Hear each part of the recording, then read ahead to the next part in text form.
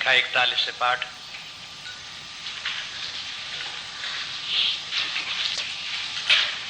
व्यवसायात्मिका बुद्धि एके है कुरु नंदनः बहुशाखाह्यनन्तास्य बुद्धयो व्यवसायिनाम्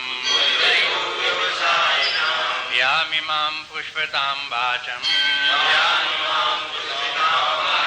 प्रवदन्ति अपि पश्यतः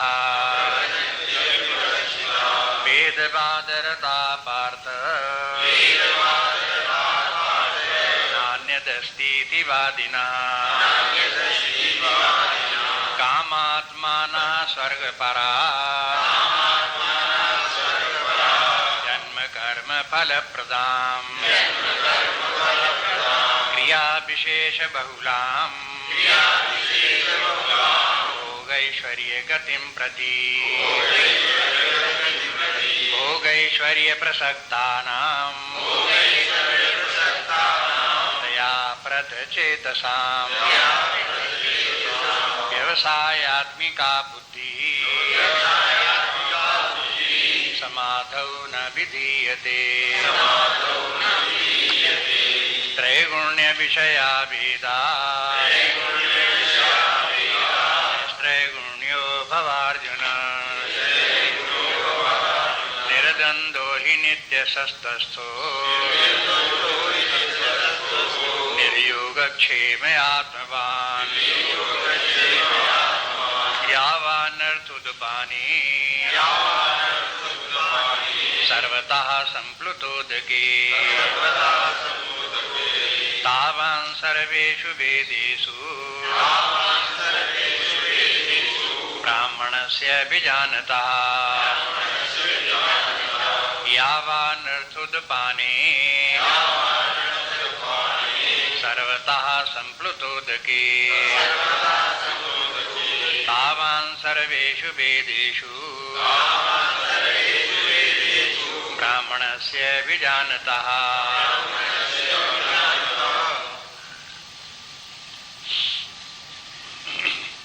वहाँ था धर्म, और धर्म से ऊपर उठ करके परमार्थ की तरफ आगे बढ़ने की प्रेरणा। ये बहुत वैसे तो सबसे महत्वपूर्ण यही है कि अधर्म छोड़ करके धर्म को सीखो, लेकिन धर्म के मार्ग पर जो जीवन जी रहे हैं वो कभी कभी अपने आप को समझने लगते हैं कि हम तो धर्म के मार्ग पर चल ही रहे, अब क्या बात है, अब और क्या करना है। ऐसी जिन लोगों की धारणा है वो हो शास्त्र को न जानने के कारण है, पूरा विचार नहीं है, अधूरा विचार है। कभी कभी ऐसे भी होता है, लोगों को जीवन में कष्ट आते हैं, दुख आते हैं, तो वो लोग शिकायत करते हैं कि हमने ऐसे कौन पाप किए थे जिसके कारण ये फल भोग रहे हैं। ऐसा प्रश्न करते हैं, हमने कभी किसी को दुख नहीं दिया, कभी अधर्म के मार्ग पर नहीं चले, कभी इस प्रकार का नहीं किया, वो नहीं किया, आज ये गति हमको क्यों हो रही है। इसका उत्तर क्या है? ये नहीं शास्त्र कहते कि नहीं तुमने पाप जरूर किया, ये कहते हैं कि तुम धर्म के मार्ग पर जरूर चले, लेकिन धर्म के साथ में जो दोष हैं, कमियां हैं, उनको तुमने समझ करके धर्म से ऊपर उठने की कोशिश नहीं की। परिणाम ये है कि तुम अब भी दुख से छूटे नहीं। दुख से बिल्कुल छुटकारा हो जाए और व्यक्ति सदा के लिए शांत हो जाए, आनंद प्राप्त हो जाए, इसी को कहते हैं मुक्ति, इसी को कहते हैं परमार्थ सिद्धि, इसी को कहते हैं परमात्मा की प्राप्ति, आत्मज्ञान। ये व्यक्ति जब तक कि धर्म के मार्ग पर चलने वाला है और कामनाएं रखने वाला है, ये भौतिक सुख की कामना की, तो स्वर्ग की कामना, तब तक वो मुक्त नहीं होता। मुक्त नहीं होता क्या अर्थ क्या लगा? कि सारे दुख छूट जाएं, सारी समस्याएं समाप्त हो जाएं, नहीं होती। शाश्वत आनंद की प्राप्ति हो जाए, वो उससे नहीं होता।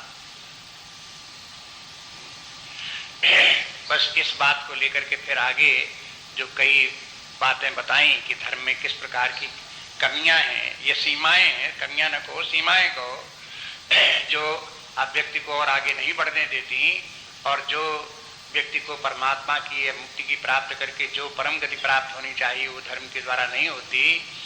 इसलिए वहाँ जो बातें हैं उनको सावधानी से समझने का प्रयास करना चाहिए, ध्यान देना चाहिए। और धर्म के मार्ग पर चलने वाले व्यक्तियों को भी धर्म से ऊपर जो और मार्ग है उस मार्ग को जानना चाहिए। तो उसके लिए फिर निष्ठा भी व्यक्ति की बदलनी चाहिए। धर्म में जो निष्ठा व्यक्ति की है वो स्वर्ग तक की निष्ठा है कि ज्यादा से ज्यादा स्वर्ग हमको प्राप्त हो। लेकिन अब ये निष्ठा क्या होनी चाहिए? परमार्थ की निष्ठा कि आत्मज्ञान परमात्म ज्ञान प्राप्त हो और उसी में स्थित होकर के हम मुक्त हो जाएं। ये दूसरी निष्ठा है। निष्ठा का संबंध लक्ष्य से भी है और उस लक्ष्य के प्रति अपने माइंड को हुकअप करना निष्ठा है। उसी लक्ष्य पर अपने माइंड को जोड़े रखो, उसी में लगाए रखो, तब तो निष्ठा है। अगर उस लक्ष्य को भूल गए तो निष्ठा बिगड़ गई।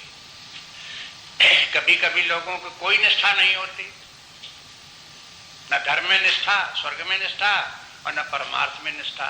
तो निष्ठा विहीन व्यक्ति तो निराधार है और वो दलदल में पड़ते हैं, अधर्म के दलदल में, दुखों के दलदल में पड़ते हैं। इसलिए निष्ठा तो होनी चाहिए। पहले निष्ठा होना चाहिए धर्म की, धर्म के द्वारा जो कुछ प्राप्त होता है स्वर्ग आदि में, और फिर व्यक्ति को निष्ठा होनी चाहिए परमार्थ में भी। परमार्थ में निष्ठा होगी तो उसे परमार्थ की प्राप्ति होगी। स्वर्ग की निष्ठा होगी तो स्वर्ग को प्राप्त करके रह जाएगा। रह जाने के माने ये अल्प लाभ है, कोई बहुत बड़ा लाभ नहीं है। इसलिए अब आगे जो है ये कल देख रहे थे एक श्लोक में भगवान ने जो परमार्थ निष्ठा है वो क्या है वो भगवान ने समझा दी, बता दी। एक ही श्लोक में यहाँ बता दिया। क्या देखो परमार्थ निष्ठा क्या है कि तीनों गुणों के पार निकल जाओ, आत्मज्ञान में स्थित रहो, द्वंद्वों से छुटकारा पा जाओ और अपने चित्त को सदा शांत में सत्व में स्थापित रखो। बस व्यवहार काल में क्या करो कि योग क्षेम की चिंता मत करो। देखो योग क्षेम की चिंता करना भी बंधन है। बंधन है कि माने कि व्यक्ति को उसकी चिंता होगी तो आश्रित रहेगा, उसी का बंधन हो गया। योग क्षेम की चिंता नहीं तो फिर निर्द्वंद हो गया, उसको कोई चिंता नहीं, कोई फिक्र नहीं। योग क्षेम हो या ना हो। अब देखो शास्त्र तो ये कहते हैं कर्म सिद्धांत के अनुसार योग क्षेम कैसे चलता है? प्रारब्ध से चलता है।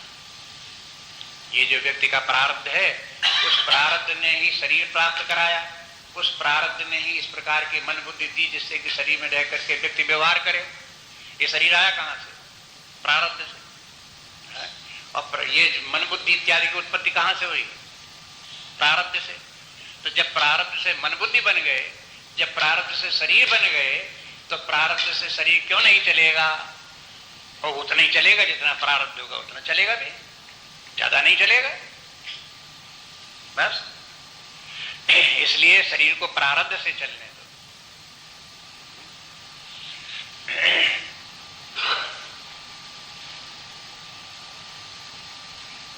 प्रारब्धम पुष्यते बपुः। ये बपू है ना शरीर। ये शरीर का पोषण कौन करता है? अन्न करता है कि प्रारब्ध? अब भौतिक दृष्टि क्या है? अन्न मिलेगा तब शरीर पुष्ट होगा। शास्त्र क्या कहते हैं, अध्यात्म विद्या क्या कहती है कि प्रारब्ध पुष्ट होता है। तो देखो अध्यात्म विद्या की बातें सूक्ष्म है, वो स्थूल बुद्धि में समझ में नहीं आती। बहिर्मुखी बुद्धि में वो बातें समझ में नहीं आती। बहिर्मुखी बुद्धि में तो आंखों से जो दिखाई देता है बस उतनी भर तक सीमित है, उसके आगे बात नहीं चलती। आंखों से यही दिखाई दे खाओ तो बस पेट पल रहा है, जीवन चल रहा है। नहीं खाते पीते, नहीं खाने को मिलता है तो भूखों मरते हैं, मर जाते हैं। अब बताओ जो कुछ आंखों से दिखाई देता है उतना ही सब कुछ है कि उसके बाद भी कुछ है?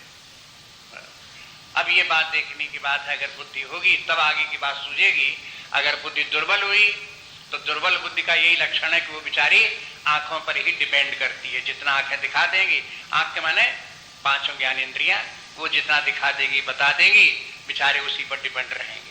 जितना सुनाई देगा उस पर डिपेंड करेंगे, जितना दिखाई देगा उस पर डिपेंड करेंगे।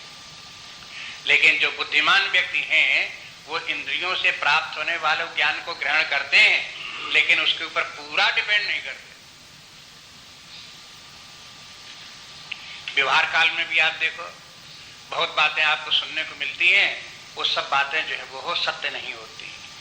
जो व्यक्ति बुद्धि से कमजोर हैं वो जो सुना उसी को मान लिया, जो सुना उसको मान लिया, जो दिखाई दिया उसी को मान लिया। ये बुद्धि की दुर्बलता का लक्षण है। व्यवहार में से लोग बात कहते हैं बेचारा कान का कच्चा है। कान का कच्चा नहीं है, बुद्धि का कच्चा है। बोलते हैं कान का कच्चा है, बुद्धि का कच्चा है, इसलिए जो कुछ कान से सुनाई दिया उतना ही मान लिया कि बस यही ठीक। इसलिए इंद्रियों से ऊपर उठ करके बुद्धि भी है, बुद्धि का प्रयोग करना सीखें। और जो बुद्धि का प्रयोग करना जानता है, इंद्रियों के अधीन नहीं है, मन के अधीन नहीं है, स्वतंत्र होकर के व्यक्ति की बुद्धि शुद्ध बुद्धि होकर के जो विचार करता है, आप देखेंगे आगे गीता में भगवान ने उनको बुद्धिमान कहा है। बुद्धिमान के माने बहुत जानने वाले व्यक्ति नहीं है, जो बहुत जानते हो वो बुद्धिमान है।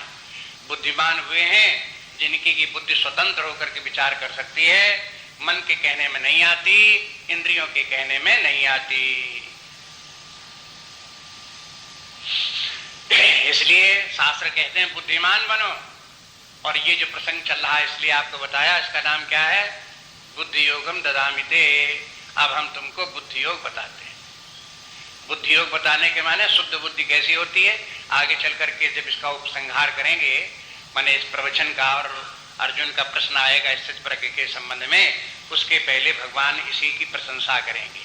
देखो, जिसको इस प्रकार की बुद्धि आ गई और मोह कलिल से छूट गया। मोह कलिल के माने इंद्रियों से जो दिखाई देता है उतना ही सत्य मान लेना, जितना मन मानता चाहता है उतनी में फंसे हुए हैं, पड़े हुए हैं। तो बुद्धि को इस मन के और इंद्रियों के कलिल से, कलिल मन दलदल से छोड़ा, बुद्धि को स्वतंत्र चिंतन करने दो, उसी के अनुसार जीवन को चलाओ। ये कहते हैं, इसलिए ये बुद्धि योग है। बुद्धि योग जब व्यक्ति का होगा, पहले व्यक्ति को तो बुद्धि योगी बनना पड़ेगा, बुद्धिमान बनना पड़ेगा, तब ऐसा बुद्धिमान व्यक्ति का लक्ष्य जीवन का क्या होगा? परमार्थ निष्ठा होगी उसमें। जब परमार्थ निष्ठा होगी तब वो तीनों गुणों से ऊपर जाकर के आत्मज्ञान, परमात्म ज्ञान में स्थित होने का प्रयास करेगा, जिसकी चर्चा 45वें श्लोक में हो गई। अब भगवान जो है यहाँ पर इन दोनों का कंपैरिजन एक प्रकार करके उदाहरण देते हैं। एक तो धर्म के द्वारा व्यक्ति को जो कुछ प्राप्त होता वो, और परमार्थ की सिद्ध होने पर व्यक्ति को जो कुछ प्राप्त होता वो, इन दोनों के जो परिणाम हैं उनको कंपेयर करो।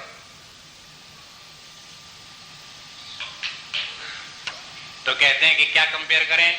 कि ऐसे उदाहरण समझो कि यावान अर्थः उदपाने सर्वतः संप्लुतोदके। जैसे किसी व्यक्ति को चारों तरफ शुद्ध निर्मल जल का सरोवर प्राप्त हो जाए, खूब जल भरा हुआ हो, बड़ा भारी झील सरोवर हो, और निर्मल जल भी हो, स्वच्छ जल हो, शीतल जल हो, ऐसा प्राप्त हो जाए, तो अर्थः उत्पाने कहा, तो फिर भला उसके लिए छोटी सी गड़ैया जिसमें कि पानी मैला भरा हुआ है, उससे क्या प्रयोजन रह जाता है? या उस व्यक्ति को कुएं से क्या प्रयोजन रह जाता है? या किसी प्याऊ पे जाकर के पानी मांगने का क्या प्रयोजन रह जाता है? ये पानी के छोटे छोटे, कहीं प्याऊ थोड़ा पानी पिला रहा है, कहीं कुआ है जैसे खोदो फिर उसके भीतर पानी निकालो तब पियो, फिर कहीं जो है ये छोटे गड्ढे हैं, उन गड्ढों में इस प्रकार से देखो तो उसमें जो है उनमें गड्ढों में गंदा पानी भरा हुआ है। इनका प्रयोजन तभी तक है जब तक कि किसी व्यक्ति को स्वच्छ शीतल जल का बड़ा भारी सरोवर प्राप्त न हो जाए। तो अब दो प्रकार के सरोवर, माने पानी के सोर्स दो प्रकार के हो गए। एक बड़ा सोर्स निर्मल स्वच्छ जल का सोर्स हो गया, और दूसरा छोटे छोटे गड्ढों का जहां पानी गंदा भरा हुआ है। आप देखो छोटे से गड्ढे में जहां आपने उसमें से पानी जला सा लिया, वैसे छराया हो तो साफ भी दिखाई दे। अगर उसमें से आपने एक लोटा घड़ा भर पानी निकाल लिया तो मट्टी सब होकर के उसमें उतनी देर में सब मट्टी मट्टी उसमें सब दिखाई देने लगेगी। आप उसमें स्नान करने लगो, खलबला जाएगा, सब मिट्टी मिट्टी हो जाएगी। कपड़े धोना चाहो उस मिट्टी कपड़े धो के सीखो, माने वो काम आने वाला पानी जो है वो हो उपयोगी काम नहीं। पानी पानी तो है, बहुत ही प्यास में कोई मर रहा हो तो गंदा गंदा पानी पी करके जीवन रक्षा वाले कर, लेकिन वो पानी जो है वो उपयोगी नहीं होता छोटे गड्ढे का। अगर कहीं किसी व्यक्ति को एक बड़ा सरोवर मिल जाए जहाँ शीतल शांत जल हो, स्वच्छ जल हो, तो चाहे जितना उसमें से पानी लो मैला होने वाला नहीं। स्नान करो तो भी मैला होने वाला नहीं, कपड़े धो तो भी मैला होने वाला नहीं। इस प्रकार का स्वच्छ जल अगर बहुत बड़ा सरोवर प्राप्त हो जाए तो फिर उसको किया। एक स्थान में इसी उदाहरण को जो है ये है, शास्त्रों में ये उदाहरण बहुत बार आया है। माने ये ऐसा उदाहरण है कि क्लासिकल एग्जाम्पल कह सकते हैं। जैसे रस्सी और सर्प बार बार आता है, इसी प्रकार से जब जब धर्म का और परमार्थ की तुलना की जाती है तो ये उदाहरण जरूर दिया जाता है। आपने सनद सुजाती यहाँ से प्रकाशित हो गई पुस्तक, उसके अंत में आप देखिए एक श्लोक इस यही दिया हुआ है, वहां पर भी बिल्कुल यही श्लोक दिया, थोड़े शब्दों का फेर है। और पुराणों में ये श्लोक बार बार इस प्रकार के आते रहे। एक जगह एक कहते हैं कि तृषतो जाह्नवी तीरे कूपम वांछति दुर्मति, माने इस श्लोक की मानो वो व्याख्या भी है। तृषतो जाह्नवी तीरे, अगर कोई गंगा जी के स्वच्छ जल के निर्मल के तट पर वास करता हो और कूपम वांछति दुर्मति, और वो कुआं चाहता हो तो वो दुर्मति है, बसता तो है गंगा जी के स्वच्छ जल पर। जब स्वच्छ गंगा जी का जल बह रहा है तो उससे ज्यादा शुद्ध पवित्र क्या हो सकता है। अब वो कोई ढूंढ रहा है कुआं, वो दुर्मति उसके लिए कहा। तो कुएं से तात्पर्य यहाँ पे यही जाह्नवी तीरे के माने जहां बराबर निर्मल जल बहता चला रहा है, एक पानी बह गया दूसरा आ रहा है, बहता हुआ पानी बहुत ही शुद्ध होता। सरोवर की तो बात दूसरी है, यहाँ पर संप्लुतोत के माने तो सरोवर है, चारों तरफ पानी पानी भरा हुआ है, लेकिन वहां पर उदाहरण जो दिया बहती हुई गंगा जी के जल का दिया कि जहां पानी बराबर बहता चला जा रहा है। अब वहां पर कोई व्यक्ति जो चाहे जितना चाहे वो पानी पियो, मैला होने वाला नहीं, खराब होने वाला नहीं। चाहे स्नान करो तो भी वो पानी बह करके आगे निकल गया, फिर सबसे जल आ गया, इसी प्रकार से फिर आगे गई। अब ये देखो आप सब जगह यही नियम होता है कि जब व्यक्ति को अच्छा जल बेटर मिलने लगता है तो फिर वो जो खराब पानी है उसकी तरफ ध्यान नहीं देता। अगर मान लो कहीं किसी के घर में हैंड पाइप लग गया जिसमें कि पानी टोटी खोलो पानी फला पड़ा रहा है, और उसके घर में पहले से कुआं था, अब बताओ क्या होगा कुएं का। जहां वो पानी टोटी खोली साफ पानी आ रहा है तो कुएं में कौन पानी बाल्टी डाले, कौन निकाले, और कौन फिर उसमें डाले तो मैला पानी आवे तो साफ करो, छिड़ाव करो मिट्टी। अब उसमें साफ साफ पानी नल में आ रहा है तो फिर कुएं के पानी की कोई परवाह नहीं करता। यहाँ भी आश्रम में पहले जब ये न हैंड पाइप थे और न टोटी वाला पानी था, तब कुआं था। देखा कुआं, ये पीछे कुआं है। जब से टोटी वाला पानी आ गया, हैंड पाइप जब से लग गया, तब तक कुएं का हुआ है, सूखा पड़ा हुआ है। कोई उसका ये हुआ कि इसका अगर उबार करा दिया जाए, अगर पानी साफ कर दिया जाए तो कुएं का पानी लोग बाग लेंगे पिएंगे, इससे अच्छा रहेगा ये। तो उसका अंत में एक बार 50 रुपए लगा करके लोगों को लेबर लगा करके उबार कराया गया, पानी साफ कराया गया, गिर्री लगाई गई, उसको उसमें पानी निकालने के लिए रस्सी रखी गई, लेकिन किसी ने न रस्सी छुई, न बाल्टी छुई, न पानी निकाला। हर कोई व्यक्ति उपयोगिता देखता है, कहाँ उपयोगिता है, जहां उपयोगिता ज्यादा दिखाई देगा वहीं है। अब अगर यही नियम संसार में है तो भला कोई व्यक्ति जब उपयोगिता ज्यादा दिखाई दे रही इस परमार्थ की तो इसमें क्यों अटके हो। कहने का तात्पर्य कि तावान सर्वेषु वेदेषु ब्राह्मण से जानता, इसलिए जो ब्राह्मण परमात्मा को जानता, आत्मज्ञान जिसे है, उतना उसके लिए वेदों में उतना ही प्रयोजन रह जाता है। वेद का अर्थ आप जानते हैं, पहले बता दिया गया। वेद के माने कर्मकांड। कर्मकांड में धर्म के द्वारा इन तीनों की कामना रख करके कर्म करने वाले, स्वर्ग की कामना रखने वालों व्यक्तियों का, इसमें ज्ञानी व्यक्ति का इसमें उतना ही प्रयोजन रह जाता है।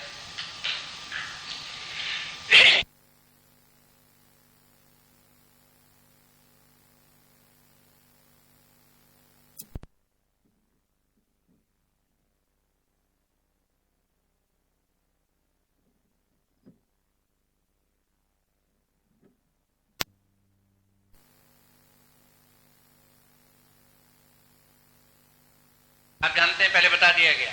वेद के माने कर्मकांड।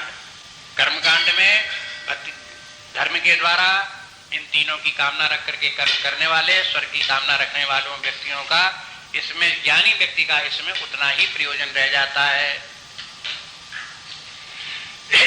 माने धर्म के मार्ग पर प्रयोजन धर्म का ठीक है, अच्छा है, लेकिन धर्म एक छोटा गड्ढा है,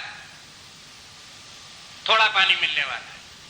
और जहां आत्मज्ञान परमार्थ की सिद्ध हो गई तो परमानंद की प्राप्ति हो गई। जिस व्यक्ति को दुख छू ही नहीं सकते, आनंद ही आनंद चारों तरफ है, तो फिर क्यों विषयों के सुख को क्यों ओस की तरह क्यों चाटेगा? जैसे कोई प्यासा व्यक्ति ओस चाट रहा, तो कब चाटेगा ओस? जब पानी उसे पीने को न मिला गिलास भर, तो ओस चाटता फिर।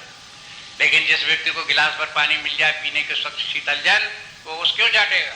इसी प्रकार से जिसको कि आत्मज्ञान परमात्मा ज्ञान की परमानंद की प्राप्ति है, वो विषयों के सुख को उसकी तरह क्यों चाटेगा? दोनों की तुलना करके दिखा दी। इसके माने ये है कि यह कर्मकांड धर्म एक सीमा तक उपयोगी है, अधर्मी व्यक्ति के लिए बड़ी अच्छी शिक्षा है। वो परमार्थ की बात नहीं समझ सकते, इसलिए उनके लिए वेद प्रमाण है, बड़े अच्छे मार्गदर्शक हैं, बड़ा अच्छा कल्याण कराने वाले उनका है कि धर्मी व्यक्तियों को धर्म पर लगाने वाले हैं, नरक से बचा करके उनको स्वर्ग ले जाने वाले हैं, उपकारी हैं, बहुत अच्छे वेद हैं। लेकिन आगे चल करके देखते हैं कि पता चलता है कुछ छोटे से गड्ढे के समान है। आगे चल जहां उसको आत्मज्ञान परमात्मा ज्ञान हुआ तो बस वो पूरी पूर्णता प्राप्त करके परमानंद को प्राप्त हो जाता है। ये फिर याद रखें कि परमार्थ को प्राप्त करके व्यक्ति को जो चाहिए वो सब प्राप्त हो जाता है और सदा के लिए प्राप्त हो जाता है।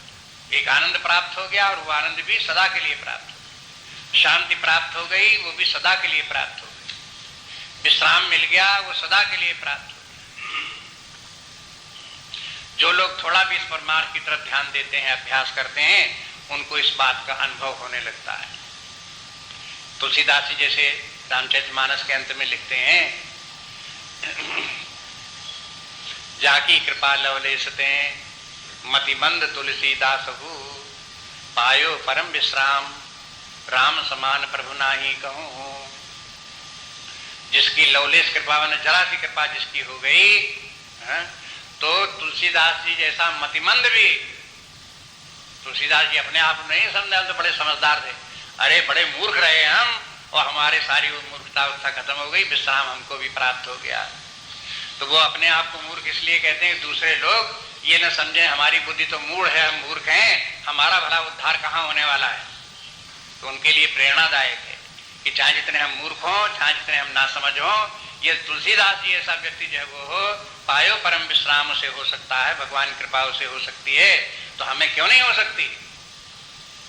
हमें भी वो प्राप्त हो सकती है। ऐसा विश्वास रख करके व्यक्ति को इन शास्त्रों का अध्ययन करे, विचार करे, धर्म का साधन धर्म के मार्ग पर तो चले ही, लेकिन धर्म के आगे और बढ़ने का प्रयास करे। अब धर्म के आगे बढ़ने के लिए अब ऐसा भी नहीं है कि व्यक्ति इस धर्म को एकदम से छोड़ करके और परमार्थ में प्रवेश कर जाए। इसके बीच में एक स्टेप है, यह इनकी कामना को छोड़ करके विरक्त बने। तो वैराग्य धारण करने के लिए एक बड़े अभ्यास की आवश्यकता है। ये वैराग्य एकदम से कह देने से नहीं आता कि हम विरक्त हो गए, या कोई आवरण ऊपर से बदल दे, कपड़े लत्ते बदल दे, विरक्त हो गया, इससे विरक्त नहीं हो जाता। विरक्त बनने के तात्कालिक कोई साधन नहीं है। वैराग्य प्राप्त करने के लिए व्यक्ति को साधना करनी पड़ती है और उस साधना का नाम ही है कर्मयोग। धर्म से परमार्थ में जो ट्रांजिशन है, एक क्षेत्र से दूसरे क्षेत्र में पदार्पण है, इसके बीच की जो गैलरी है उसका नाम है निष्काम कर्मयोग। निष्काम कर्मयोग व्यक्ति को धर्म से ऊपर उठा करके परमार्थ के मैदान में पहुंचा देता है। फिर उसके बाद फिर वो शास्त्रों के ज्ञान के द्वारा, आत्मज्ञान के द्वारा परमात्मा की प्राप्ति करके उसमें स्थित होना इत्यादि बाद में फिर होता रहता है। लेकिन यह निष्काम कर्म ही व्यक्ति को परमार्थ की प्राप्ति का अधिकारी बनाता है। धर्म भी व्यक्ति को परमार्थ का अधिकारी बनाता है, लेकिन धर्म से ज्यादा अधिकारी व्यक्ति बना देता है निष्काम कर्मयोग। अब देखो भगवान ने अर्जुन से ये तो कह दिया है कि अर्जुन तुम जो है निस्त्रय गुण हो भवार्जुन। तो अर्जुन ने ये नहीं कहा कि आपने कह दिया निस्त्रय गुण हो जाओ तो हम हो गए निस्त्रय गुण, बस अब हम जाते हैं। अब निस्त्रय गुण हो जाए तो उसको युद्ध करने की क्या जरूरत? अर्जुन ने क्यों नहीं कहा कि हाँ निस्त्रय गुण हम हो गए? भगवान ने तो कह दिया निस्त्रय गुण हो जाओ, लेकिन अर्जुन ने जब अपने भीतर देखा तो कहा कि आपके कहने से तो निस्त्रय गुण हम हुए नहीं, इसलिए वो सुनता रहा चुपचाप। तो भगवान ने कहा, मान लो ये भी कहा भगवान ने कि हमने कहने को तुमको बता दिया कि निस्त्रय गुण बनो, कि माने तुम अपने जीवन का लक्ष्य यही रखो कि अंत में तुम्हें निस्त्रय गुण बनना है, लेकिन अभी तुम तत्काल निस्त्रय गुण बन जाओ, 1 मिनट में बन जाओ, बैठ जाओ, ऐसे होने वाले नहीं हो। इसके लिए हम तुमको मार्ग बताते हैं। अब आगे जो श्लोक आते हैं वो निष्काम कर्मयोग के प्रारंभिक श्लोक हैं, यहाँ से मुख्य रूप से बताते हैं निष्काम कर्मयोग क्या है। यहाँ 4-5 श्लोक 6 श्लोक इस प्रकार के हैं जिनमें निष्काम कर्मयोग बहुत सुंदर ढंग से बीज रूप में बता दिया है। और फिर सारे ग्रंथ में हर अध्याय में निष्काम कर्मयोग की बात आती जाएगी। तीसरे अध्याय का नाम ही निष्काम कर्मयोग है। ये जो है ये बराबर 18वें अध्याय तक निष्काम कर्मयोग चलता ही रहेगा। माने कि जो श्लोक जो यहाँ पर आए हैं उनकी सारे ग्रंथ में व्याख्या है, इसलिए इन श्लोकों को पहले से सूत्र रूप में याद करके रखें, आगे ग्रंथ को पढ़ते रहें, बीच बीच में इनकी व्याख्या आती रहेगी, उनको धीरे धीरे करके समझ करके चित्त में धारण करते रहें। इस श्लोक में 46वें श्लोक में एक शब्द है ब्राह्मण से बीजानता। बीजानता, ये बीजानता शब्द में जो भली भांत जानता है, जो परमात्म तत्व को भली भांत जानता है। तो ये शब्द जो है असल में उपनिषद का शब्द है, उपनिषद का। ईशावास उपनिषद में ये शब्द आता है, और जो लोगों ने उपनिषद पढ़े होते हैं घर से उनका ध्यान उधर चला जाता है, क्योंकि गीता समस्त उपनिषदों का सार है, इसलिए ये भी ईशावासिक उपनिषद के एक श्लोक का यह भाव है, वो यहाँ व्यक्त किया गया। ईशावास उपनिषद में आता है यस्मिन् सर्वाणि भूतानि आत्मैव भूत विजानता। यस्मिन् सर्वाणि भूतानि, जिसको ऐसा ज्ञान हो गया कि जितने प्राणी हैं वे सबके सब आत्मैव भूत, वो तो मेरे सब आत्मा के ही स्वरूप हैं, आत्मा स्वरूप हो गए। समस्त प्राणी क्या है? मुझसे भिन्न कोई नहीं है, सब मेरे ही स्वरूप है। अब विजानता, जो व्यक्ति इस प्रकार का जानता है, तत्र को मोहा का शोका एकत्वम अनुपश्यता, फिर भला उसे शोक कैसे हो सकता है, मोह कैसे हो सकता है? वो पूछता है, ऋषि पूछता है तत्र को मोहा, उसको फिर भला मोह कैसे हो सकता है, फिर भला शोक कैसे हो सकता है? जब मोह नहीं हो सकता तो शोक कैसे हो सकता है? मोह होने के लिए द्वैत तो चाहिए, द्वंद्व तो हो, द्वैत तो हो, तब तब मोह हो। अगर एक अकेला ही सर्वत्र दिखाई देता है, मेरे अतिरिक्त तो कहीं कुछ नहीं है, तो उसको मोह कैसे हो, दुख कैसे हो? तो इसके माने है शास्त्रों से, श्रुतियों से चला रहा है, वैदिक उपनिषदों से, कि भाई दुख का कारण मोह और मोह का कारण अज्ञान है। अज्ञान किस बात का? कि मैं और मोर तोड़ते माया, जेहि बस कीन्हे जीव निकाया, मैं मेरा तुम तुम्हारा, मैं मेरा तुम तुम्हारा। इस प्रकार की जो भेद बुद्धि है वो व्यक्ति को नष्ट भ्रष्ट किए हुए।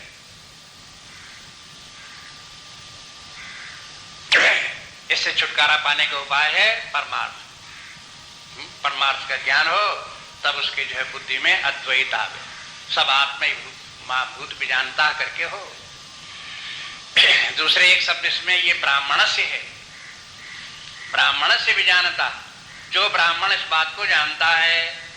तो आप देखो यहाँ पर भी ये शब्द जो ब्राह्मण किसी जात विशेष के लिए नहीं है, ऐसा नहीं कि जो ब्राह्मण वंश में पैदा हुए होंगे उन्हीं को ये आत्मा सर्वैव भूत बीजानता, आत्मा ही सबका स्वरूप है, वही जानते होंगे। ये ब्राह्मण के माने हुआ, ये जो ब्राह्मण की परिभाषा आपने सुनी होगी, जो ब्रह्म जानाति स ब्राह्मण, माने जो ब्रह्म को जाने वो ब्राह्मण।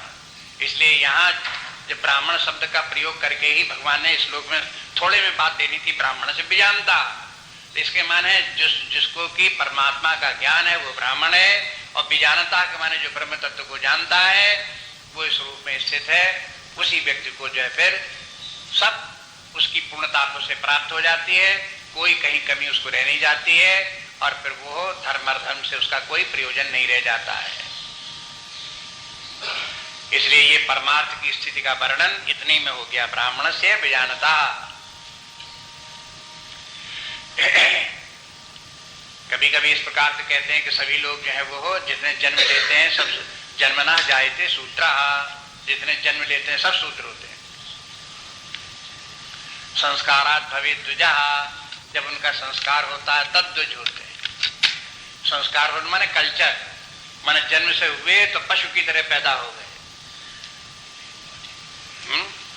पशु जैसा एक पैदा हुआ। अब पशु को बनाओ, मनुष्य बनाओ, तो कैसे मनुष्य बने?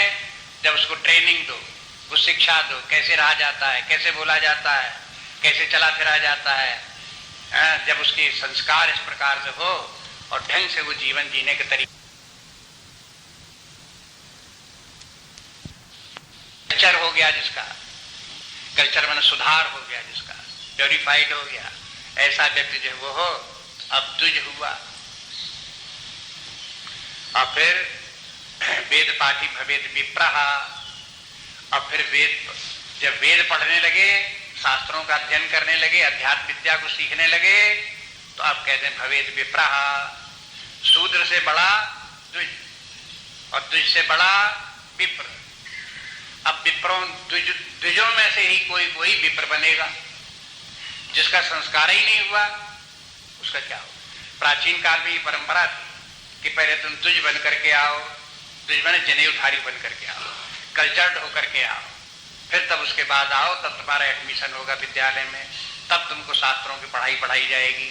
अगर तुम इस प्रकार से जनेऊ इत्यादि तुम्हारा संस्कार नहीं हुआ है और तुमने संस्कृत होकर के अपने आप को इस बार तैयार नहीं किया है, तो फिर तुम पढ़ नहीं सकते। माने जनेऊ की क्या तैयारी थी उस समय? ये बात थी कि बालकों की समाज आदत थी कि देखो अब तुम आज्ञा पालन करने के अधिकारी बनो, तुम स्वेच्छाचारी न रहो, गुरु जैसी शिक्षा दे उसको सुनो, समझो, फॉलो करो उसे, माता पिता जो कुछ कहें उसकी शिक्षा को स्वीकार करो। ये कल्चर्ड लोगों की बात है। और जब अनकल्चर्ड हो, ऐसा लड़का हो कि हम गुरु की बात नहीं मानते, हम माता पिता की बात नहीं मानते, तो कहते तुम्हारा एडमिशन नहीं होगा। एडमिशन का आधार ही यह था कि गुरु की आज्ञा का पालन करे। गुरु की आज्ञा का पालन करना कल्चर्ड होने का पहला लक्षण है, बस। इसलिए तब उसका गुरुकुल में एडमिशन हो। तो इसलिए पहले द्विज बने, उसके बाद तब शास्त्रों का अध्ययन करने का अधिकारी बने और विप्र बने। विप्र को शास्त्र का ज्ञान हो जाता है।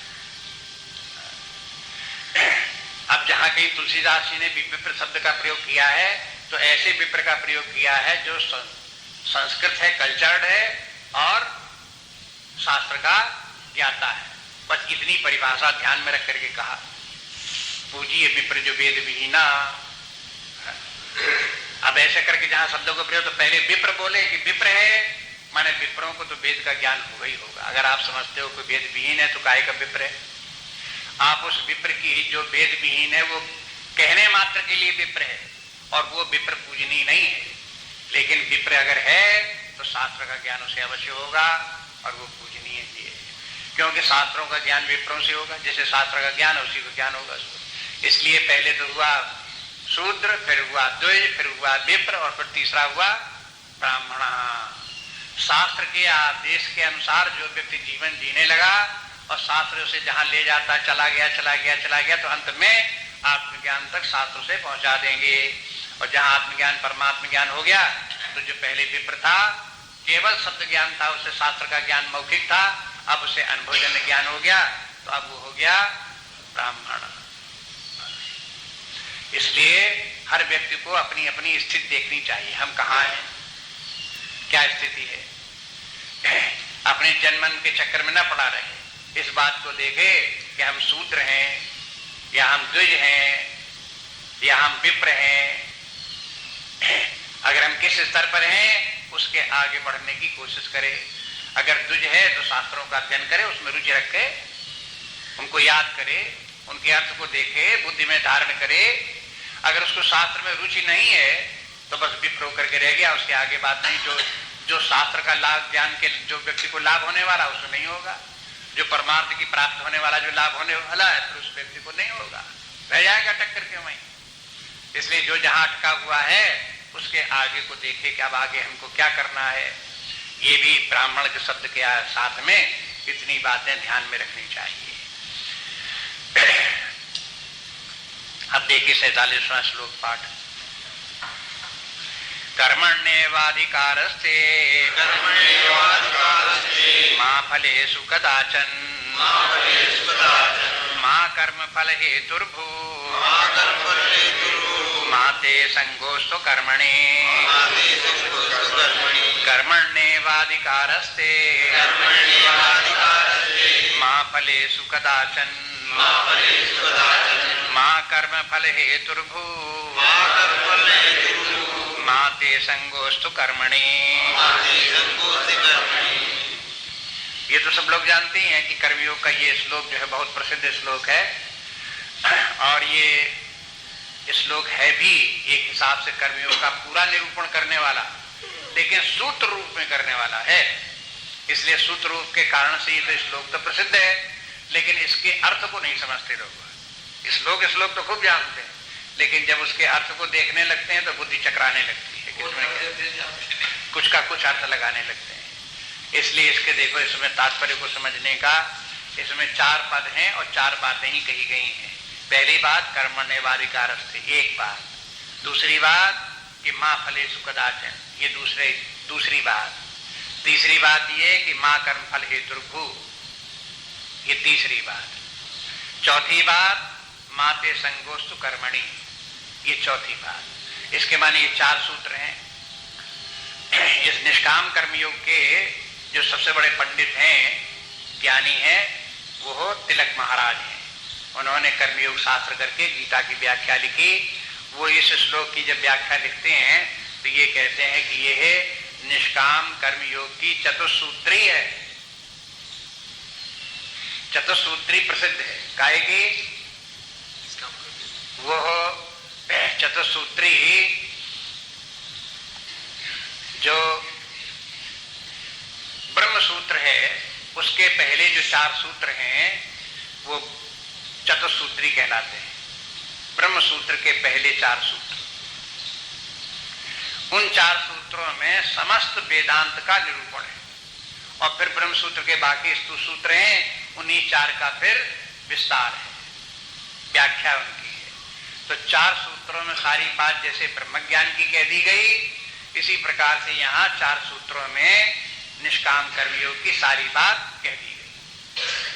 और सूत्र के माने संक्षेप में बात सब आ जाए, लेकिन संक्षेप से ज्यादा संक्षेप, बिल्कुल संक्षेप, ब्रीफ में बिल्कुल। तो याद रखने के लिए, कर्मयोग को याद रखने के लिए 4 बातें याद रखनी चाहिए। जैसे ब्रह्म सूत्र में अथा तो ब्रह्म जिज्ञासा, जन्माद्यस्यता इत्यादि करके जो सूत्र हैं, तो 4 ही सूत्र हैं जिसमें कि सब ब्रह्म ज्ञान आ गया। ऐसे निष्काम कर्मयोग, सब निष्काम कर्मयोग इन्हीं 4 सूत्रों में आ गया। और ये 4 सूत्र जो है वो एक दूसरे के पूरक हैं। माने एक सूत्र से जो पूरा अर्थ नहीं निकलता वो दूसरे सूत्र बता दिया। दूसरे सूत्र में जो फिर प्रश्न आ जाता है मन में, उसका समाधान तीसरे सूत्र में। तीसरे सूत्र में जो फिर शंका उत्पन्न होती है, उसका समाधान चौथे सूत्र में। इस प्रकार से ये 4 सूत्र जो है वो एक दूसरे के पूरक हैं या व्याख्या करने वाले भी हैं। 4 सूत्रों के तात्पर्य को समझ लें तो आपको ब्रह्म सूत्र का बहुत कुछ ज्ञान हो जाए। इसलिए पहली बात तो ये कर्मण्येवाधिकारस्ते, इसके माने कर्मण एव अधिकारा ते माने तुम्हारा, कर्मण माने कर्म में, अधिकारा तुम्हारा केवल कर्म में अधिकार है। कि हिंदी में हो गया इसका, केवल कर्म में अधिकार है कि माने तुमको कर्म करना चाहिए है? और कर्म करने का अधिकार के माने कर्म करने की स्वतंत्रता है।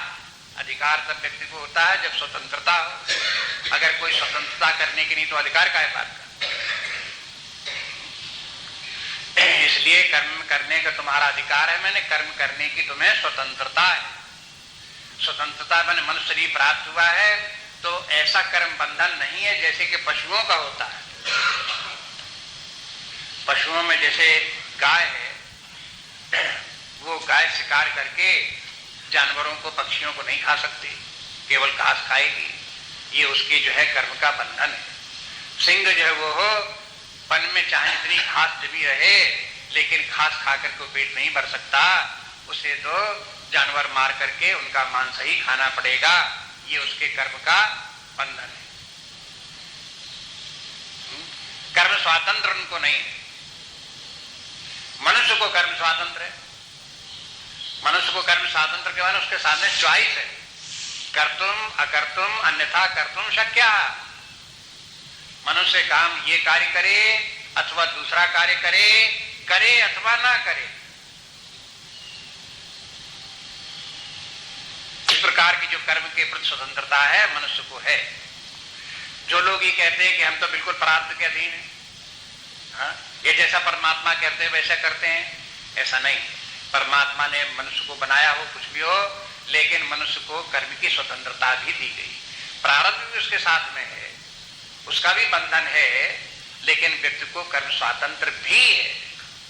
क्यों कि अगर कर्म स्वातंत्र न होता तो फिर शास्त्र की कोई आवश्यकता नहीं थी, उसके लिए फिर सरकारी कानून की कोई आवश्यकता नहीं थी।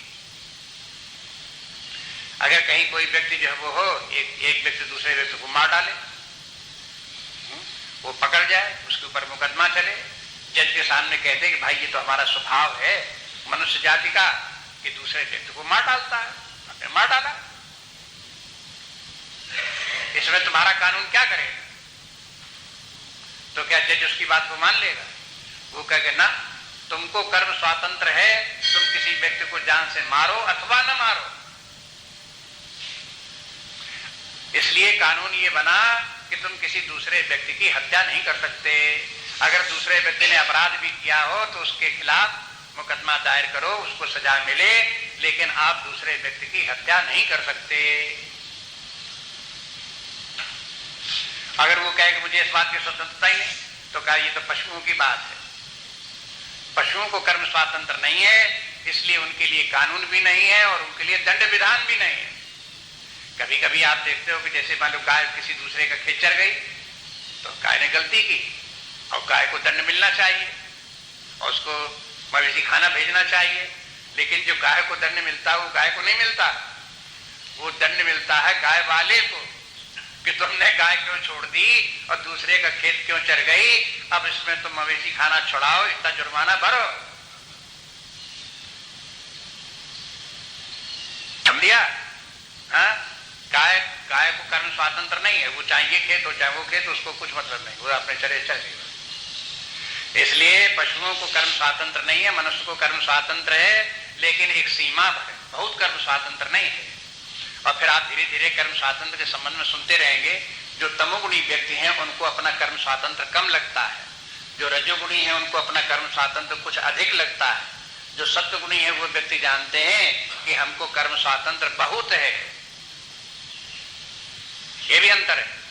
अगर किसी व्यक्ति को लगा हमें तो कर्म स्वातंत्र है ही नहीं, तो वो समझना चाहिए वो पशु स्तर का है, इसलिए उसे कर्म स्वातंत्र नहीं लग रहा है। पशु कैसे होते हैं? तमोगुणी व्यक्ति के होते हैं, उनको पशु योनि प्राप्त हो जाती है।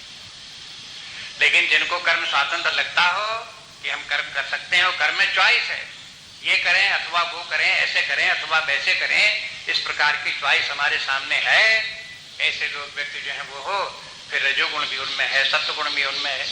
अगर जब उनके कर्म की चॉइस उनके सामने आती है, राइट सिलेक्शन होता है, तो इसके माने सत्वगुण भी उनके सामने है। अगर रॉन्ग सिलेक्शन होता है कर्म का, तो इसके माने सत्वगुण नहीं है, रजोगुण है।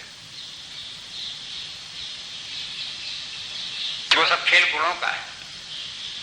मनुष्य जीवन में सारा डायरेक्शन जो है गुणों के कारण हो रहा है। व्यक्ति गलत काम भी करता है, गलत काम के माने वो अधर्म के मार्ग पर भी जाता है।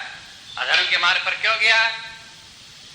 सत्वगुण की कमी थी, रजोगुण की अधिकता थी, इसके कारण से वो हो, उसका जो सिलेक्शन हुआ चॉइस में गलत सिलेक्शन हो गया। सद्गुणी व्यक्ति हो तो फिर उसका राइट सिलेक्शन होगा, अधर्म की तरफ नहीं जाएगा, धर्म के मार्ग पर चलेगा। इसलिए व्यक्ति की मजबूरी भी है। देखो ये उसके जो ये गुण हैं वो व्यक्ति को मजबूर भी करते हैं, बंधन भी डालते हैं, लेकिन साथ साथ जो है ये है ऐसे होल करके मनुष्य को कर्म स्वातंत्र है। गुरु नानक जी कहते हैं मनुष्य को जो कर्म स्वातंत्र प्राप्त हुआ है, अगर वो सही ढंग से उसका प्रयोग करे तो उसको निरंतर कर्म स्वातंत्र बढ़ता चला जाएगा। अगर जो कर्म स्वातंत्र का दुरुपयोग करता है वो धीरे धीरे करके उसके सारे अधिकार परमात्मा छीन लेता है और यहां तक कर देता है कि एक दिन उसे मनुष्य शरीर उसका विड्रॉ कर लेगा। कहते हैं हमने तुमको मनुष्य शरीर गलती से दे दिया, तुम जाओ गाय बैल बकरी हो जाओ, सर्प हो जाओ, छछूंदर हो जाओ, कुत्ते बिल्ली हो जाओ, बस यही तुम्हारे लिए उपयुक्त है।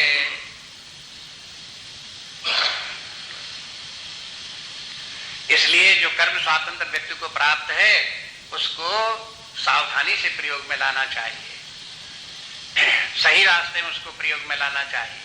आप देखो भी कोई ऑफिस में, सरकारी ऑफिस में कोई ऑफिसर हो और हर ऑफिसर को कुछ अधिकार भी होते हैं, उन अधिकारों का अगर वो सदुपयोग करता है तो फिर ऐसे होल करके ये कहेंगे कि भाई इसने अधिकारों का ठीक उपयोग किया, इसका प्रमोशन हो जाना चाहिए और बड़ा अधिकारी बना दिया जाए। बड़े अधिकारी के माने और ज्यादा अधिकार दे दिए जाए उसको, फिर उसका भी सदुपयोग करे तो उसका और प्रमोशन कर दिया जाए और बड़ा अधिकारी बना दिया जाए, जिससे कि उसको अधिकार और ज्यादा मिल जाए। ये सब होते चले जाएंगे। लेकिन अगर कोई एक अधिकारी तो बना दिया गया, लेकिन अब अधिकार का उसने दुरुपयोग किया अपने स्वार्थ के लिए या भाई बंधुओं के लिए या भ्रष्टाचार इत्यादि के कारण से उसने अपना दुरुपयोग किया अधिकार को, तो क्या होगा? सस्पेंड कर दो, डिमोशन कर दो। ये कहां से आ गया? जैसे ही वहां पर ये नियम है उसी प्रकार से नियम जो है वो परमात्मा का भी है। परमात्मा की शासन सारे संसार में चल रहा है। परमात्मा जी व्यक्तियों को, जो लोग अपने अधिकार का सदुपयोग कर रहे हैं, चयन कर्म का ठीक कर रहे हैं, सन्मार्ग पर चल रहे हैं, उनको कर्म स्वातंत्र देता जाता है। कर्म स्वातंत्र देने के माने क्या है कि उनका अधिकार बढ़ता चला जा रहा है और अधिकार बढ़ता चला जा रहा है। और जो लोग अपने कर्म स्वातंत्र का सदुपयोग नहीं करते उनके अधिकार छिनते चले जाते हैं, अधिकार छिनते चले जाते हैं। फिर उसके बाद एक दिन अधोगति उसको प्राप्त हो जाती है। एक दिन पेपर में पढ़ा कि आप ये ना समझो कि बड़े बड़े ऑफिसर होते हैं, आईएएस ऑफिसर सब मौजूद कर रहे हैं। इस समय लगभग 11-12 ऑफिसर जेल में सड़ भी रहे हैं, हो गई जेल उनको। आपको रोज अखबार में उनके नाम नहीं निकलते, लेकिन 11-12 ऑफिसर जेल में बंद हैं, कोई मुकदमा नहीं, डिसीजन हो चुका उनके ऊपर और स्थायी रूप से उनको जो है वो जेल खाने में उनको सजा भोग रहे हैं आईएएस ऑफिसर। ये स्थिति क्यों आ गई? बस आप समझ लो इसी प्रकार से ईश्वर का भी विधान है। इसलिए कर्म करने का अधिकार है, कर्म करने की स्वतंत्रता है, लेकिन कर्म करने की स्वतंत्रता का व्यक्ति को सदुपयोग करना चाहिए। ये पहली शिक्षा है। अब ये कहते हैं कि देखो आपने ठीक कर्म का स्वतंत्र किया, अधर्म में प्रवृत्त नहीं हुए, धर्म के मार्ग पर चले। तो अब इतना तो ये पहले ही बताया है कि धर्माधर्म का विवेक करो। और विवेक करने की क्षमता व्यक्ति ये तो नहीं कह सकता कि हम धर्माधर्म का विवेक कर ही नहीं सकते, हम समझते ही नहीं कि धर्म क्या होता, धर्म क्या होता है। ये कहने की बात नहीं। जैसे कि अपने आपके कानून में एक वाक्य क्या है, इग्नोरेंस इज नो एक्सक्यूज। इसके माने क्या है? कोई कहते कि हमें पता नहीं था कि अगर किसी को मार दें तो हमको फांसी की सजा हो जाएगी, हमें नहीं मालूम था। अरे आपको मालूम हो चाहे न मालूम हो, अगर आप किसी की हत्या कर दोगे, मार दोगे तो आपको फांसी की सजा होगी। आपको दैट इज नो एक्सक्यूज कि हम जानते नहीं थे। इसी प्रकार से धर्म अधर्म के मार्ग पर, अधर्म के मार्ग पर चलेगा व्यक्ति तो उसको सजा प्राप्त होगी, धर्म के मार्ग पर चलेगा तो उसे पुरस्कार प्राप्त होगा। उसके लिए कोई एक्सक्यूज नहीं है कि हम धर्म नहीं जानते, धर्म नहीं जानते। और उसकी सजा क्या है? देखो, सरकार की सजा तो है उसको जेल खाना बंद कर दो, कष्ट दो, तकलीफ दो, लेकिन इसमें जो सजा जो है ये है परमात्मा की तरफ से। सजा क्या है? सुख और दुख जो है यही उसकी सजा है। सुख जो है उसके लिए पुरस्कार है और दुख जो है उसकी सजा है।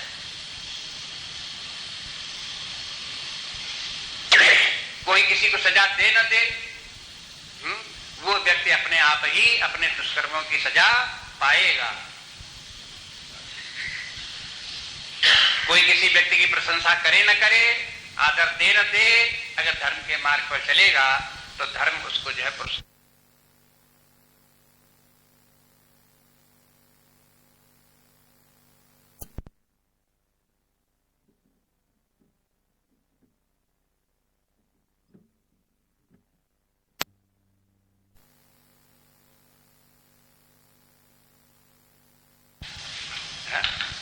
अरे भाई, तारीफ करे ना करे, धर्म आपको स्वयं ही पुरस्कार देगा। उसका जो सुख प्राप्त होना है वो परमात्मा की तरफ से प्राप्त होगा।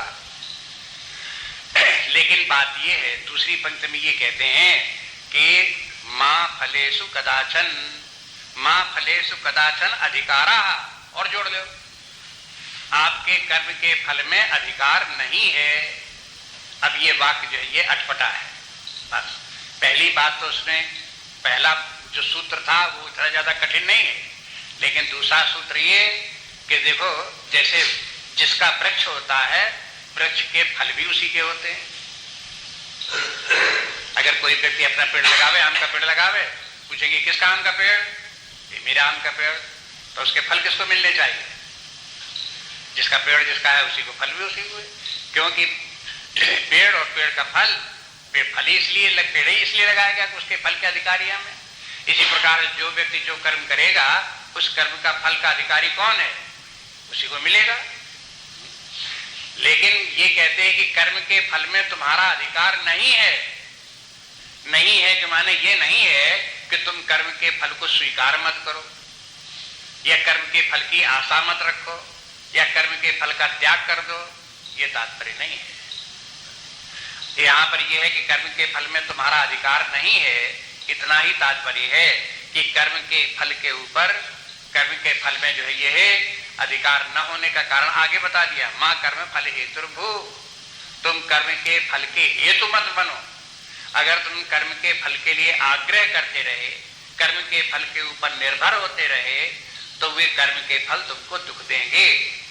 अगर चाहते हो कि कर्म करो, लेकिन आप कर्म के कारण से होने वाले जो परिणाम हैं उनके कारण से दुखी न हो, तो कर्म के फल का आग्रह छोड़ दो। क्यों आग्रह छोड़ दो? कि देखो, कर्म ऐसा है जो कर्म और कर्म का फल हर व्यक्ति को मालूम नहीं होता किस कर्म का क्या फल है और कब मिलेगा और कैसे मिलेगा। यह कर्म के साथ में एक रहस्य है।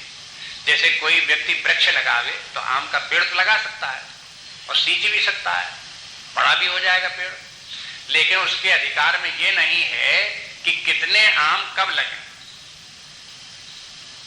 अगर वो आग्रह रखे कि हमें 100 आम रोज मिलने चाहिए, तो क्या मिले जाते?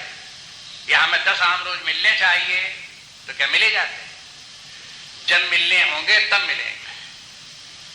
माली सींचे 100 घड़ा और ऋतु आए फल दे।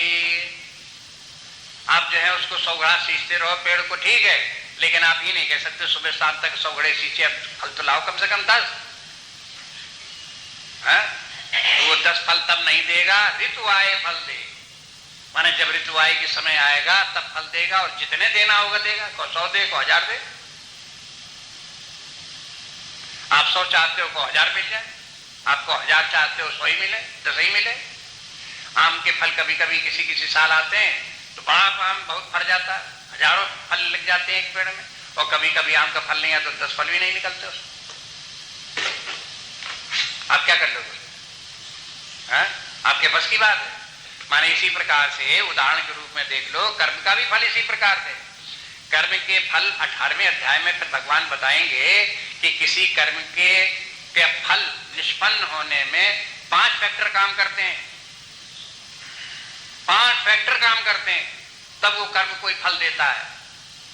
और वो 5 फैक्टर व्यक्ति को मालूम होते नहीं है, इसलिए उसका कैलकुलेशन गलत होता है। और जब कैलकुलेशन गलत होगा तो हर व्यक्ति ये चाहता है कि मैंने ये कार्य किया, इसका ये फल तत्काल मिलना चाहिए, ये कर्म किया, इसका फल तत्काल इतना मिलना चाहिए।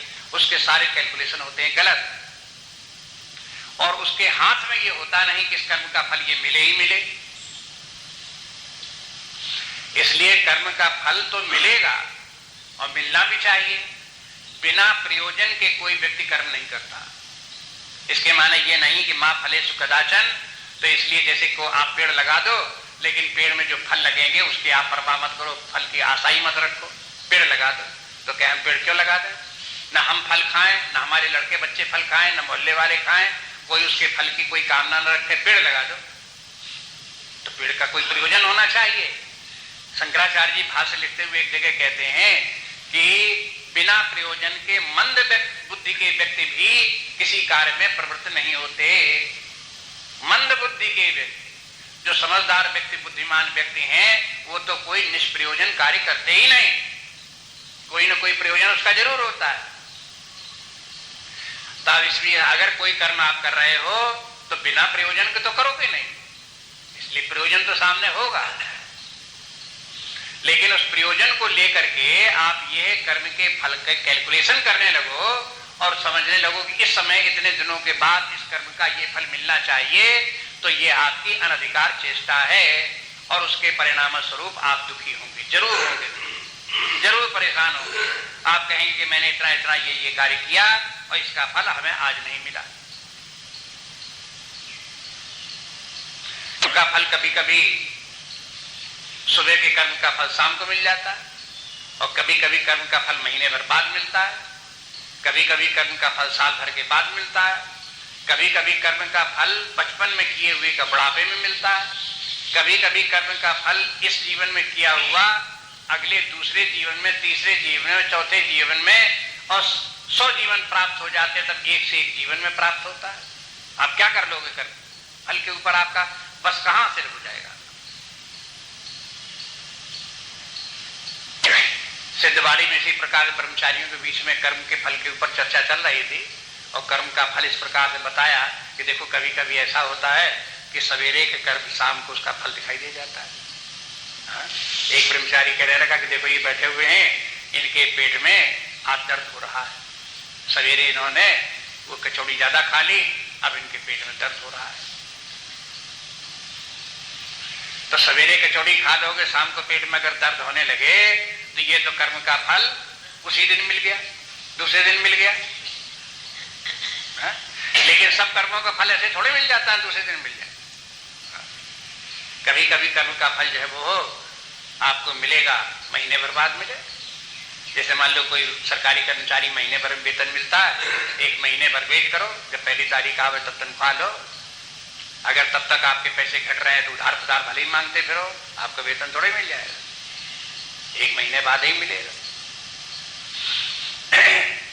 इसी प्रकार से कहीं किसी व्यक्ति को कोई कार्य करता है तो कभी उसका फल 10-20 साल बाद मिलता है। अगर कोई बालक पढ़ रहा है पहली दर्जा में, दूसरी दर्जा में, अगर उसकी पढ़ाई का फल आप ये लोग सरकारी नौकरी उसे मिल जाएगी तो कब मिलेगी? कितने दिन बाद मिलेगी? कब तक पढ़ेगा और कब मिलेगी? कोई उसी दिन मिली जाती है, महीने 6 महीने मिली जाती है। कितने दिन काम करना पड़ेगा तब उसको जाकर के उसका फल, पढ़ाई लिखाई का फल उसे तब मिलेगा जाकर।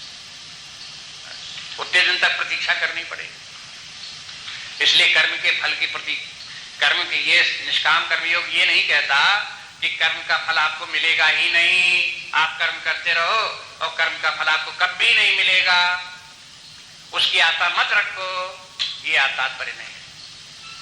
आप कर्म को जो कुछ करो उसकी पहले योजना बनाओ, प्रयोजन सहित अपने कार्य को करो, लेकिन कर्म का फल कब कैसे मिलेगा उसके लिए आप जो है वो कैलकुलेशन नहीं कर सकते। इसलिए जब जो कर्म का फल मिले उसे स्वीकार करो और अपनी बुद्धि को उसके कारण से विक्षिप्त मत होने दो, नहीं तो आपने कैलकुलेशन होगा गलत और आप होंगे परेशान, बुद्धि होगी आपकी अशांत, चिंतित होगी। बार बार कहोगे मैंने इतना किया कुछ फायदा नहीं हुआ, मैंने इतना किया कुछ फायदा नहीं हुआ, बार बार आप मैंने किया फायदा कुछ नहीं, फायदा कुछ, ये बात बहुत बहुत लोग कहते हैं, मैंने इतना किया देखो कुछ फायदा नहीं हुआ। परिवारों में लोग करते हैं मैंने इतना किया और किसी ने कोई माना नहीं। समाज में लोग बात सेवा कार्य करते हैं, मैंने सब सुबह शाम तक लगा रहता हूं, मैंने इतना काम किया और कोई मुझे मानता नहीं, कोई मुझे स्वीकार। अब ये सब क्या बात है?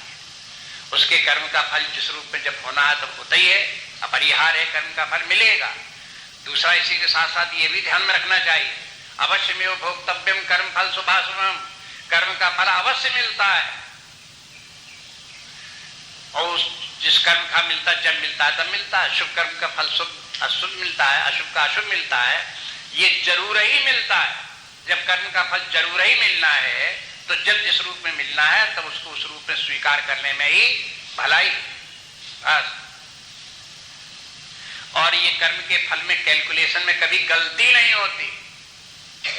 ये कंप्यूटर जैसा नहीं है कि कंप्यूटर में फीडिंग गलत कर दी, गलत रिजल्ट निकल गया और गड़बड़ हो गया, हाँ हिसाब किताब लिखा गया टोटल में गलत हो गया, ऐसे करके इसमें गलती नहीं होती। इस प्रकार का ऑटोमेटिक व्यवस्था प्रकृति में है कि व्यक्ति जिस प्रकार का कर्म करेगा उसके कर्म का फल तदनुरूप बिल्कुल एग्जैक्टली वैसे ही होगा, 100% वैसे ही। और उस कर्म का फल व्यक्ति त्याग दे कि मैं नहीं से स्वीकार करता तो ये उसके बस की बात नहीं, उसे भोगना पड़े, चाहे सुख भोगना पड़े चाहे दुख भोगना पड़े। जब इस प्रकार की स्थिति है तब अब क्या किया जाए ऐसी स्थिति में?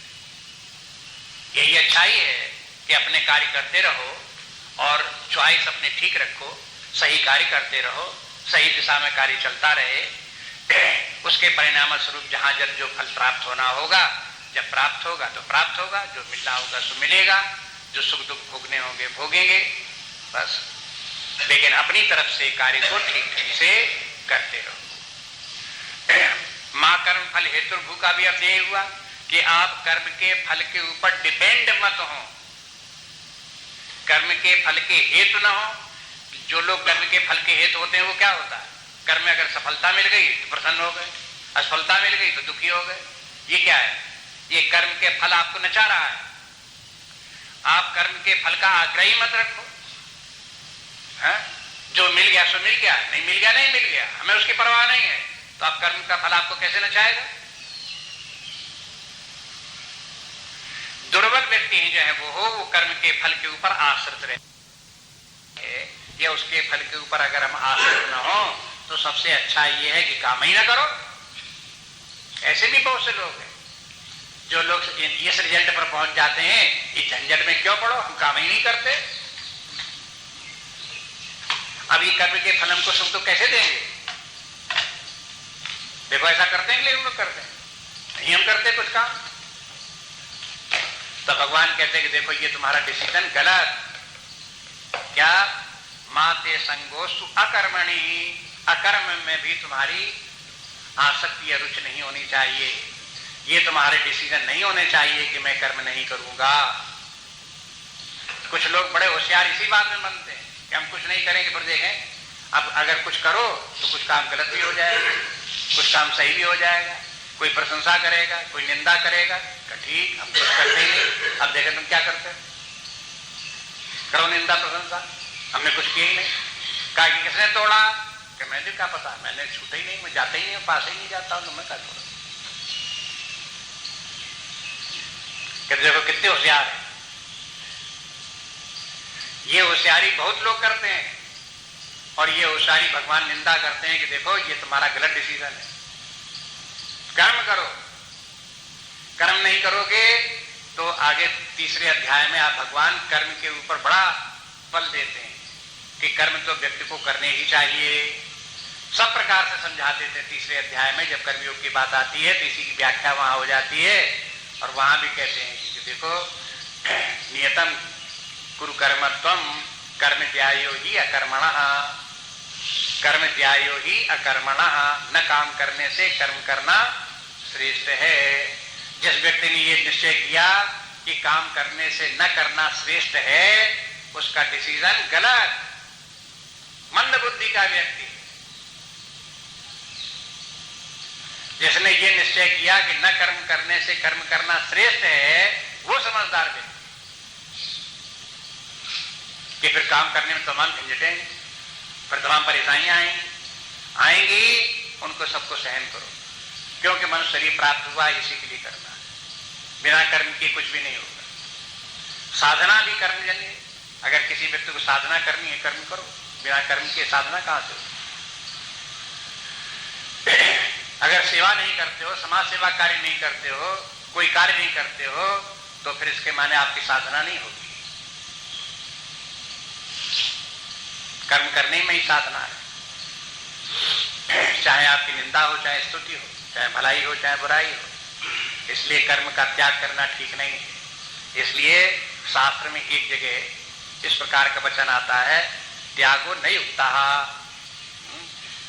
कर्मसु नापि रागः, त्यागो न युक्तः, त्याग, कर्म का त्याग युक्त नहीं है, कर्म का त्याग करना ठीक नहीं है। फिर कहते हैं कर्मसु नापि रागः, लेकिन कर्म में राग रखना ठीक है। कर्म करो लेकिन कर्म में राग न रखो, माने कर्ता भाव मत रखो, अटैचमेंट कर्म में न रखो, और कर्म के फल में अटैचमेंट मत रखो।